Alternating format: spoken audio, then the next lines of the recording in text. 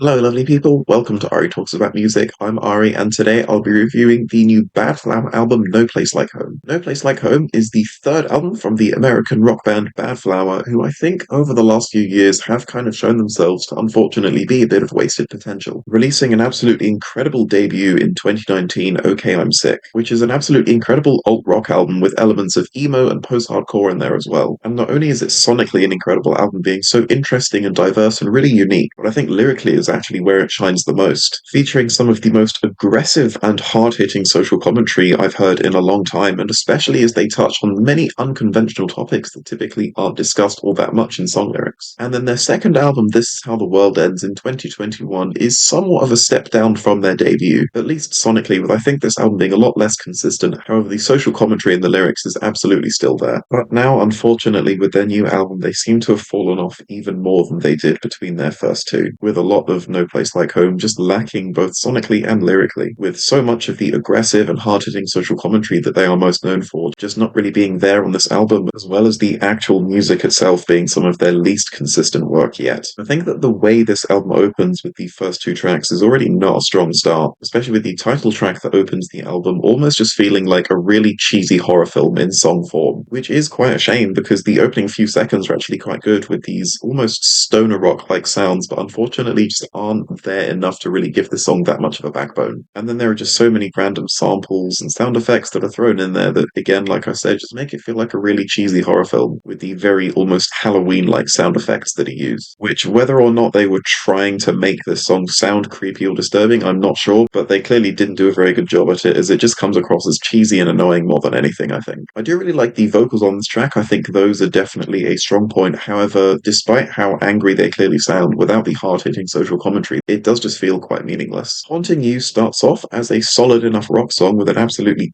killer guitar riff, and the heaviness does remain very consistent, which I think is something that Badflower have always done at least reasonably well. However, I find the chorus to on the whole just be very generic and predictable, and then again you have those annoying, very cheesy Halloween sound effects coming in, which just add absolutely nothing and just make the song way more weird and annoying than it needs to be. London is a song that again does frustrate me quite a bit, given how much potential it had to genuinely be really good and emotional. However, I think on the whole it just ends up coming across as whiny more than anything, which I think is especially not helped just by how repetitive the whole thing is. I think that instrumentally this track is incredible, with a really nice progression and these very slow, long guitar riffs that really reward you for listening to the whole thing. But unfortunately, the annoying and overly dramatic, whiny vocals I think just ruin this song for me. We're finally now getting somewhere with the track Story of Our Lives, which I think is genuinely a good and consistently good song, with a genuinely haunting open that doesn't just have these annoying horror film sound effects, as well as, again, a fantastic progression that's another one of those that just rewards you for listening to the whole thing, and it absolutely makes it worth your time by the end. Except, of course, this time it isn't ruined by annoying vocals. Except, of course, this time just being a much more consistent song that isn't ruined by annoying vocals. Snuff is a daring and very explicit exploration of frontman Josh Katz's sexual fantasies, which, as disturbing and over the top as this track seems on the surface, it represents what I think made Badflower such an incredible band in the beginning, which is their brutally honest approach to talking about taboo subjects and not being afraid to go into great detail while talking about less conventional topics in their lyrics. And then even on top of that, this entire song is some of the punchiest and most aggressive music on the album, also featuring some of the absolute best vocal performances too. My only gripe with this song is the brief interlude moment where it says that they wanted to use a sample from, they just described it as a song from the 90s, which after doing a bit of research, the song they wanted to use was Smack My Bitch Up by The Prodigy. However, again, as they literally mention in this little interlude, they weren't able to get the licensing for the song, so they just put this weird, pointless part in instead, which I'm not entirely sure why they chose to do that instead of just either picking another sample or just not putting anything in there at all, because this moment just completely interrupts the flow of a genuinely great track. Swinging Hammer is a super fast and aggressive punk song, which I think unfortunately does just sound completely out of place after a much more hard-hitting track both sonically and lyrically, with this particular track just coming across again as more annoying than anything, I think, with a lot of the aggression and the rawness of this track feeling kind of pointless, like it's not actually trying to be outrageous for any particular reason. And it even has moments where it almost feels like it's trying to be playful and again just doesn't